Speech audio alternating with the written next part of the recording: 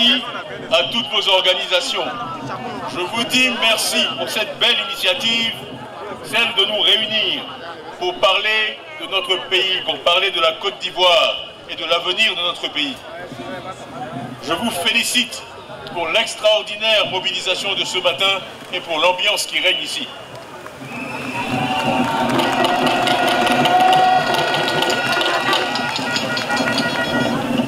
Le choix de Yopougon pour abriter mon premier meeting à Abidjan n'est pas fortuit. Non seulement Yopougon est la plus grande commune de Côte d'Ivoire, mais Yopougon, c'est la Côte d'Ivoire en miniature.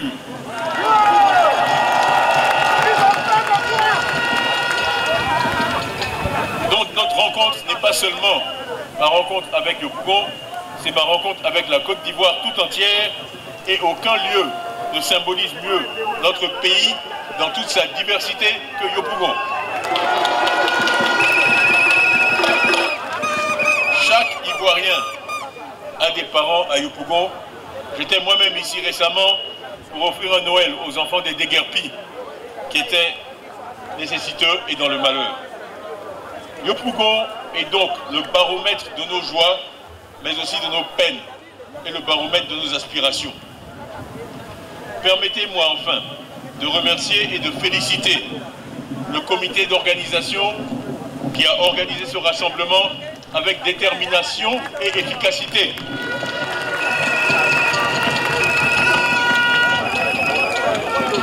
Ce sont deux mots qui me sont chers. Tous ceux qui me connaissent le savent. Détermination face aux obstacles et efficacité dans l'action.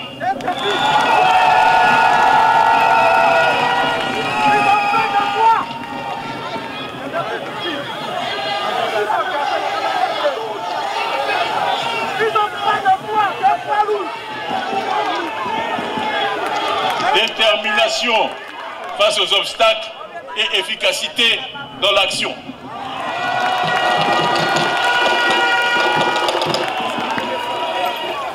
Grand merci à tous ceux qui ont parlé avant moi ce matin. Notre rassemblement de ce jour est une marque de la confiance des Ivoiriens en notre capacité à incarner l'espoir, le rassemblement de tous les Ivoiriens et l'unité de notre nation pour le changement.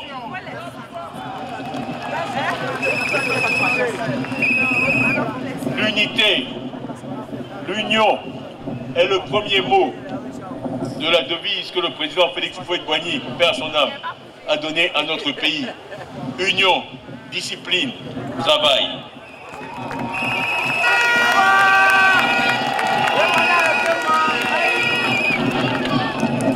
L'union est la base sur laquelle nous devons bâtir une nation forte et solidaire. La diversité de nos talents et la force de notre engagement doivent se conjuguer pour forger une Côte d'Ivoire où chacun trouve sa place et où chacun contribue activement au progrès collectif. Je répète, c'est le vent qui nous dérange, mais ça rafraîchit un peu. La diversité de nos talents et la force de notre engagement doivent se conjuguer pour forger une Côte d'Ivoire où chacun trouve sa place et où chacun contribue activement au progrès collectif. Il nous faut pour cela savoir transcender nos différences, être ouvert aux autres, ne pas les diaboliser, mais au contraire les comprendre et les accepter. Nous devons nous engager pour un projet inclusif pour notre pays. Il n'y a qu'une seule Côte d'Ivoire et nous formons un seul peuple. Quelles que soient nos régions d'origine, nos ethnies, notre classe sociale, notre parti politique, nous devons penser en tout temps à l'unité de notre pays. La diversité des organisations que vous représentez ce matin constitue une réelle opportunité pour avancer vers notre idéal, celui d'une Côte d'Ivoire meilleure, d'une Côte d'Ivoire plus unie. Membres de la société civile, vous regroupez en votre sein une diversité d'acteurs, d'opinions, de religion. Et vous œuvrez tous, chacun à votre manière, mais avec tout votre cœur, pour la promotion des droits de l'homme, le développement social et économique, ainsi que la consolidation de la démocratie en Côte d'Ivoire. Que vous soyez une ONG, une association, un syndicat, une organisation de jeunesse et de femmes, un groupe religieux ou encore une structure de défense des droits de l'homme, vous voulez tous une Côte d'Ivoire où les plus faibles trouvent leur place.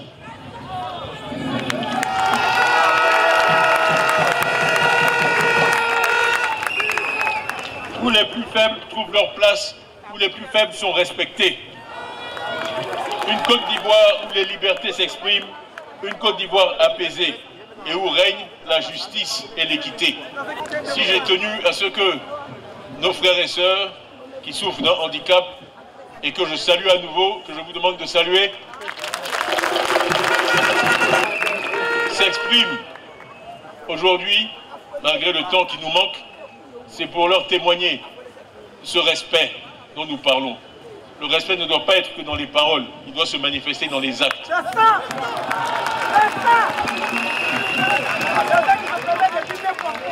Et je peux vous dire que la personne qui vous parle est la personne qui a mis en place en 1995 sur le campus d'Abidjan les premières rampes d'accès aux amphis pour handicapés.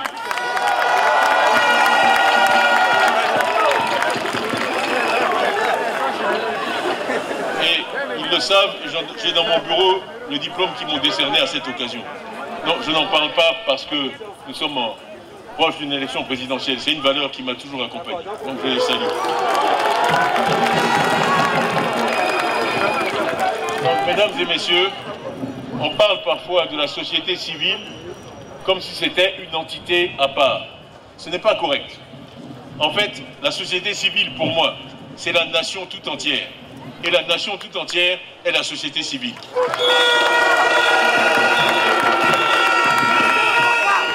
Les deux sont indissociables et consubstantiels. J'ai toujours placé la collaboration avec la société civile au cœur de mes priorités. Vous êtes le peuple et vous êtes la voix du peuple, les sentinelles de nos libertés et les artisans du progrès social.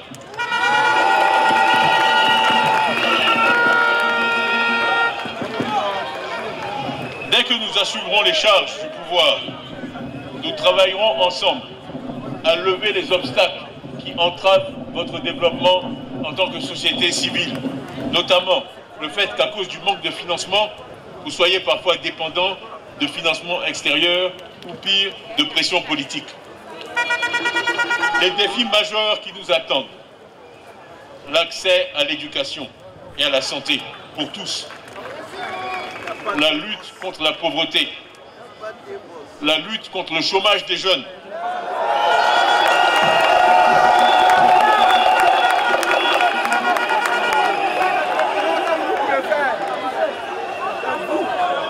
la lutte contre le chômage des jeunes,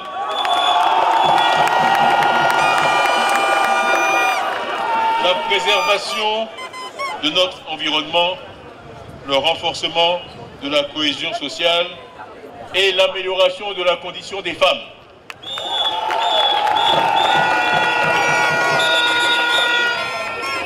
Ces défis, dis-je, ne peuvent être relevés sans une réelle et effective collaboration entre les acteurs politiques et la société civile.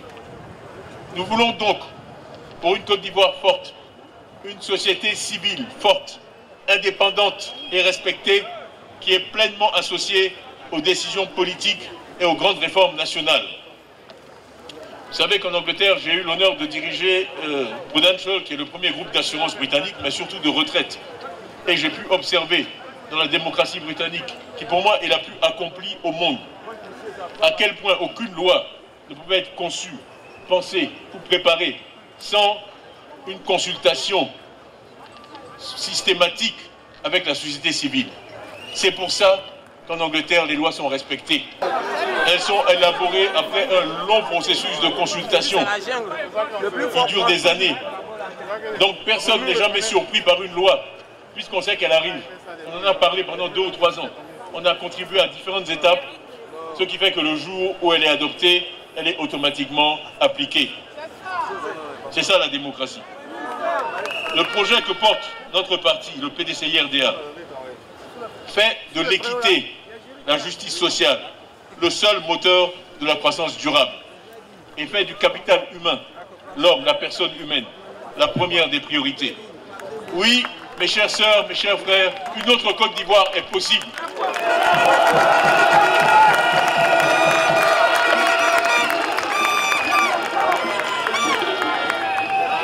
Une Côte d'Ivoire qui n'est plus la Côte d'Ivoire de « c'est notre tour maintenant », mais celle de « c'est le tour de tout le monde ».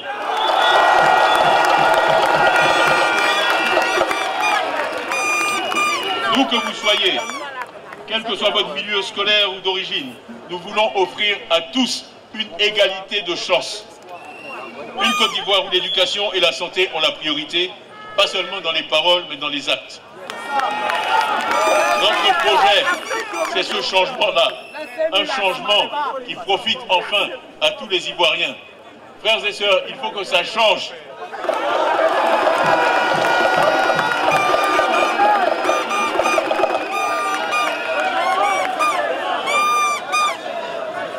Il faut que ça change.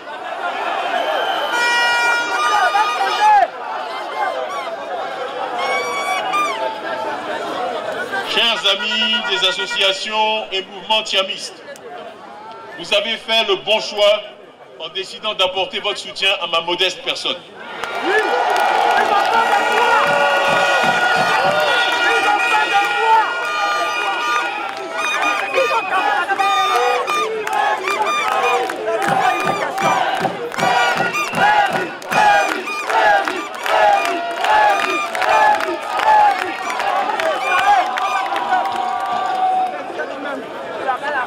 Je peux vous faire une révélation.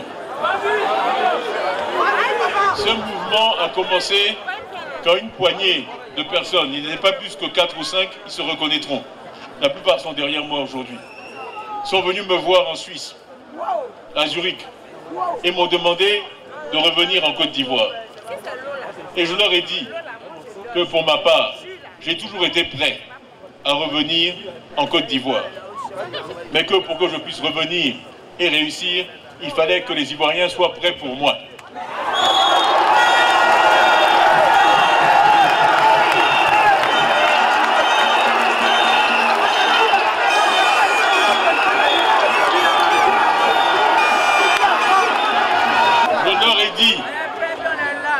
Je leur ai dit, et mes camarades de terminale du lycée classique sont là encore, comme à chaque fois, je les salue, ils sont là.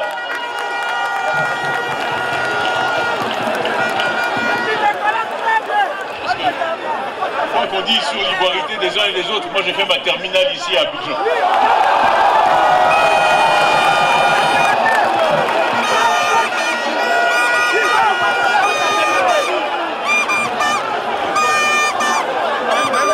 Dans la vie, moi j'ai pour habitude, je ne parle jamais des autres, je ne parle que de moi.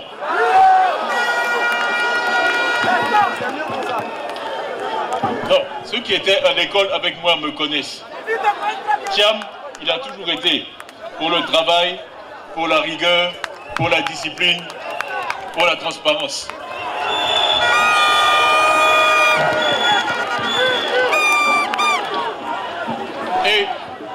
Et pour la justice.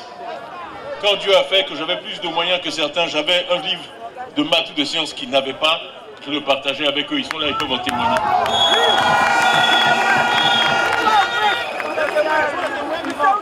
Donc, voilà ce que Thiam représente. Donc je leur ai dit, est-ce que la Côte d'Ivoire est prête pour ça vraiment ?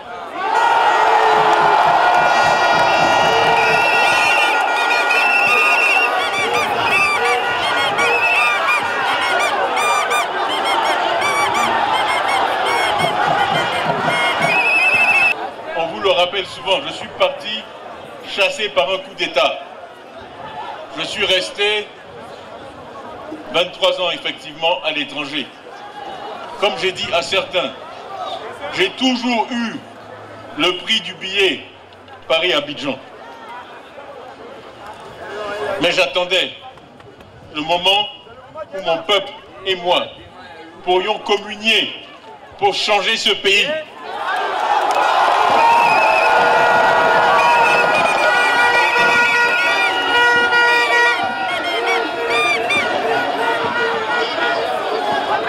moment est enfin venu et je suis là devant vous, ensemble. Et vous ne pouvez pas savoir la joie que ça me fait de vous voir, d'être là avec vous. Merci. Merci.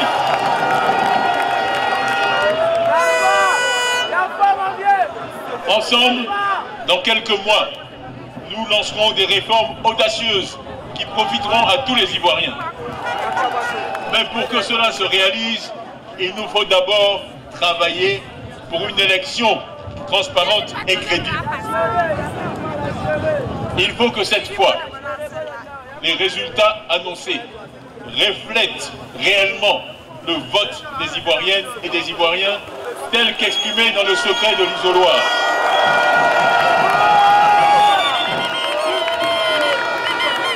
Il faut que notre vote, votre vote, soit respecté en octobre 2025. Nous arriverons à cela par une présence active et vigilante à tous les stades du processus, jusqu'à la proclamation des résultats que nous réclamons en public, en temps réel et bureau de vote par bureau de vote.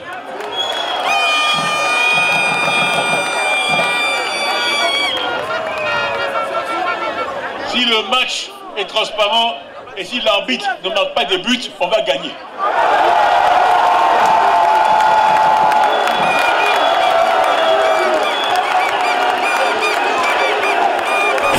Jour de fête.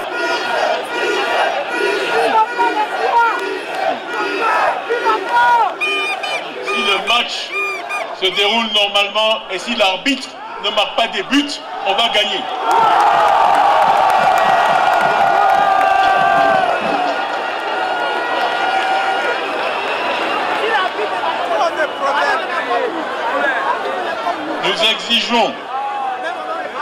Nous exigeons, et ce conformément aux lois de notre République, que les Ivoiriens puissent continuer à s'inscrire sur la liste électorale avant l'élection d'octobre 2025, afin de permettre à tous ceux qui le désirent de voter.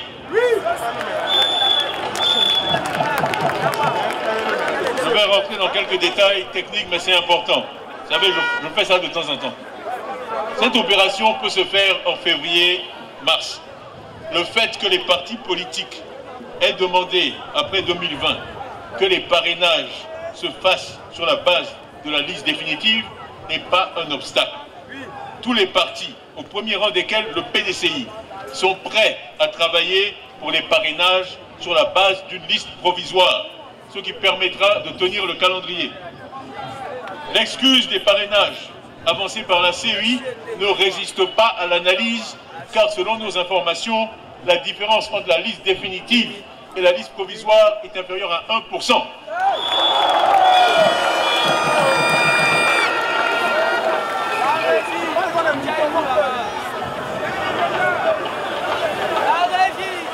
Donc, on ne peut pas prendre prétexte du fait que la liste est provisoire pour ne pas avancer.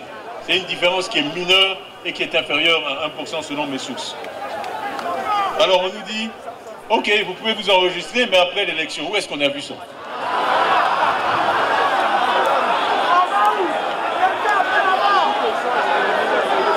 Vous pouvez, en d'autres termes, comme je vois que vous aimez le foot, vous pouvez marquer des buts, mais après la fin du match.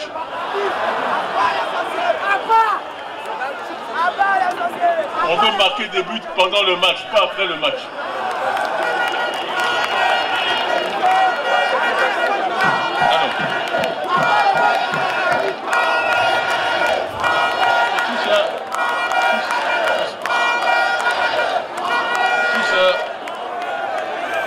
Tout ça c'est malheureux, je finirai là-dessus. Je ne veux pas citer son nom, mais un de mes anciens collaborateurs qui était la cheville ouvrière de la CEI a dû payer de son poste le simple fait d'avoir travaillé avec moi. Donc, nous devons tout mettre en œuvre pour avoir une élection apaisée pour la première fois dans notre histoire récente. Nous devons permettre au plus grand nombre d'Ivoiriens de voter, et cela est une condition essentielle pour une élection apaisée. Et nous voulons aussi, ça a été dit plus tôt ce matin, un dialogue politique digne de ce nom, et nous ne céderons pas sur ces points.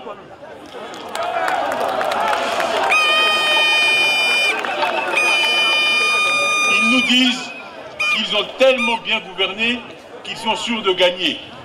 Un coup KO. Alors, pourquoi avoir peur de laisser les Ivoiriens qui sont tellement satisfaits s'inscrire et voter?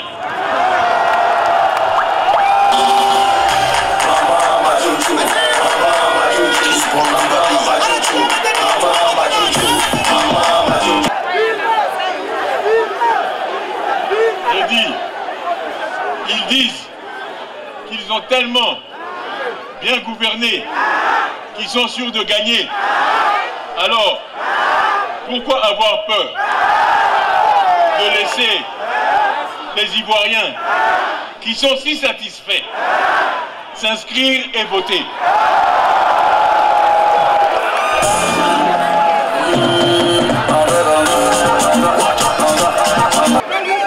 Je l'ai dit à Soubré en juin l'année dernière. Je l'ai répété à Boisseau en décembre. Je le redis aujourd'hui à Yopougon, pardon, en février. Gouverner, ce n'est pas seulement être élu ou se maintenir au pouvoir. C'est d'abord et avant tout apporter des solutions concrètes aux préoccupations et aux souffrances des populations qui vous ont accordé leur suffrage.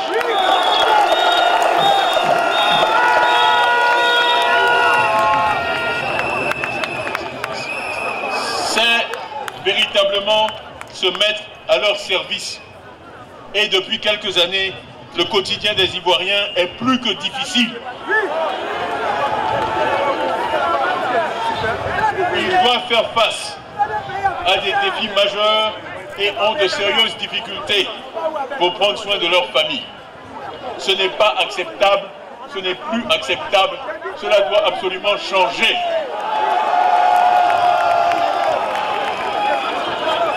Au PDCI, nous travaillons jour et nuit, de nombreuses idées nouvelles sont émises pour attaquer tous les défis de la nation. Nous vous avons dit que nous travaillons sur 6 thèmes. La paix et la sécurité, 1. Deuxièmement, capital humain, ça veut dire santé et éducation. Santé et éducation, la priorité. La société ivoirienne, donc les libertés, les droits de l'homme, ne pas être arrêté à tort et à travers. Ne pas avoir peur quand on fait un discours, d'être convoqué. La liberté. Les nouvelles technologies, vous avez tous des téléphones portables. C'est l'avenir. Il faut investir là-dedans. 5e, économie et équité. Parce que la croissance sans justice ne vaut rien. Il faut faire de la croissance, mais une croissance équitable, dont tous peuvent bénéficier. Et enfin, le développement durable. Parce que si on fait comme le Magnon, on mange tout sur son passage, à un moment, il n'y a plus rien à manger. Donc, il faut que le développement soit durable. Avec ce programme, j'étais avec les enseignants à Yamoussoukro samedi dernier. Et ils m'ont dit, ils m'ont rappelé, on vous salue, on vous salue, on vous salue. Merci les enseignants. Merci, merci, merci, merci. Merci. Et ils nous ont rappelé que malheureusement, sur 14 pays africains évalués en mathématiques, nous sommes 13e.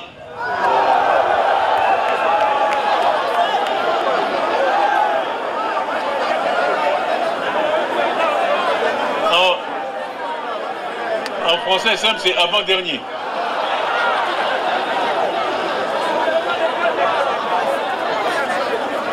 L'Ivoirien est intelligent, il n'est pas bête.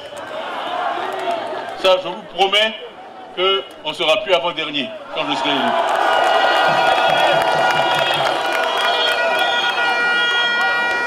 Ils m'ont aussi dit que la Côte d'Ivoire a une richesse par tête 60% supérieure à celle du Sénégal. C'est-à-dire qu'on est plus de 1,5 fois plus riche que le Sénégal.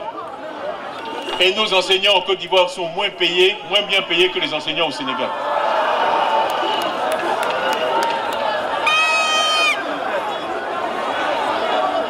Ce n'est pas normal. Sur beaucoup d'indicateurs, nous avons des indicateurs de santé inférieurs à ceux du Sénégal ou du Burkina Faso, qui sont des pays plus pauvres que la Côte d'Ivoire. Ce n'est pas normal. Donc nous avons des idées, nous avons de belles idées à vous proposer pour changer tout cela. Et dans quelques mois, nous vous les présenterons. Pour 2025, nous souhaitons une belle campagne électorale. une campagne électorale basée sur le respect et la compétition entre différentes visions, pas sur l'injure, pas sur le mensonge, pas sur l'invective. Dans ce contexte, je vous exhorte à rester unis et soudés et à ne privilégier que l'intérêt de la Côte d'Ivoire. Parce que malheureusement, notre pays n'a pas que des amis. Et ceux qui ne sont pas des amis de la Côte d'Ivoire, je vais vous dire ce qu'ils souhaitent. Ils souhaitent un 4e mandat.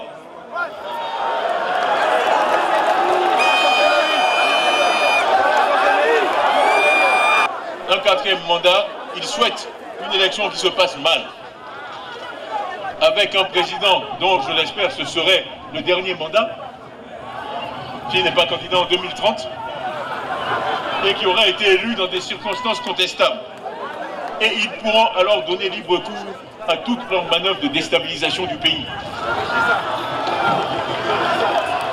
Croire et dire que ce chemin-là est le chemin de la stabilité, c'est de l'irresponsabilité. Voyez-vous que ceux qui n'aiment pas la Côte d'Ivoire veulent une Côte d'Ivoire avec un président plus jeune, avec toute son expérience et sa crédibilité,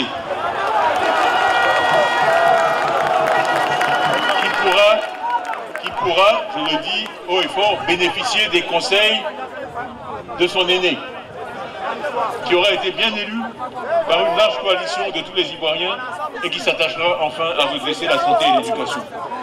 Non, ils n'en veulent pas et ils feront tout ce qu'ils peuvent pour me barrer la route. Ils ne veulent pas de cette Côte d'Ivoire-là parce qu'ils ne pourront pas la déstabiliser. Et je compte sur vous pour faire échouer leurs sombres projets. Je suis venu ici aujourd'hui pour lancer un appel à toutes et à tous, à rejoindre le premier parti de Côte d'Ivoire, le plus grand parti de ce pays, qui est le parti de la paix.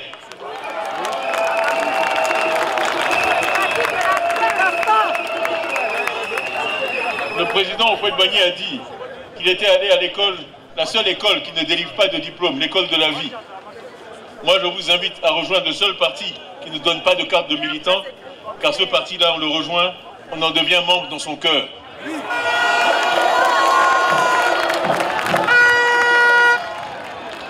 Le parti de la paix a des militants au PDCI, bien sûr, mais aussi au PPACI, au FPI, au RHDP, au MGC, au COGEP et dans beaucoup d'autres partis ivoiriens. C'est simplement le parti de tous les Ivoiriens épris de paix, et ils sont nombreux. Notre adversaire, c'est le parti de la division, de la violence, du mensonge.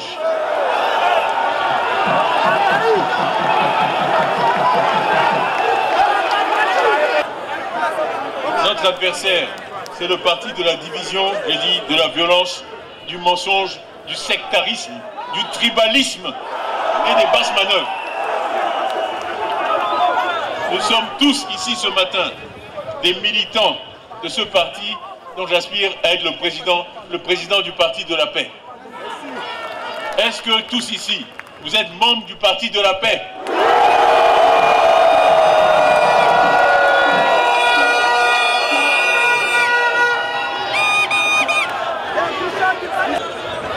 Militantes et militants du PDCI-RDA, chère population de Yopougon et de toute la Côte d'Ivoire, notre détermination à tous sera la clé de ma victoire aux élections prochaines d'octobre 2025.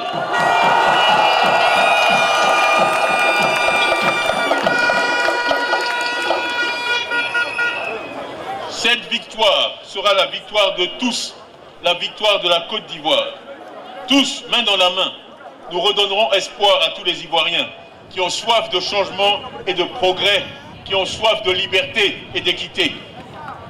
Je vous demande donc de vous lever tous ensemble, vous, membres de la société civile, membres de ce grand parti de la paix, à aller partout, dans nos villes, nos villages, nos concessions, pour porter ce message de paix, d'espoir et de développement. Nous devons amener tous les Ivoiriens à se mobiliser et à voter pour remporter cette victoire en 2025. Octobre 2025, c'est dans 8 mois. Et si nous nous mobilisons, la victoire est certaine. C'est la seule chose qui compte à ce stade. Et c'est le devoir sacré de tout Ivoirien épris de paix et de justice. Investissez toutes les villes, les villages, les campements, sensibilisez nos frères et sœurs, portez notre message d'union, de paix et de rassemblement dans notre pays. Ce message résonne déjà à travers tout notre pays et dans le monde. Dites à tous de garder espoir et de ne point douter de ma capacité à faire de notre pays un pays où il fait bon vivre, un pays de progrès pour tous et de bonheur pour chacun.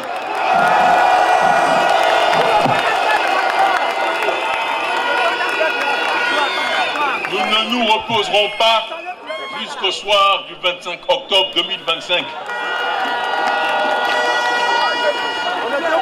Donc, est-ce que je peux compter sur vous?